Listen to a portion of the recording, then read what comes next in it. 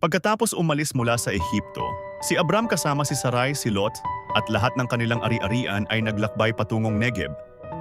Napakayaman ni Abram sa pilak, ginto, at mga hayop.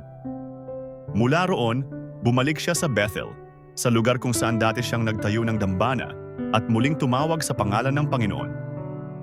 Ngunit lumaki ang kanilang mga kawan at ari-arian kaya't hindi na sapat ang lupa upang sila'y magsama. Nagkaroon ng alitan sa pagitan ng mga pastol ni Abram at ni Lot. Iminungkahi ni Abram na maghiwalay sila upang maiwasan ang gulo. Pinili ni Lot ang luntiang kapatagan ng Jordan na parang halamanan ng Panginoon. Lumipat siya sa mga lungsod ng kapatagan at tumira malapit sa Sodoma, isang lugar na kilala sa kasamaan. Pagkaalis ni Lot, nagsalita ang Panginoon kay Abram, "Tumingin ka sa paligid.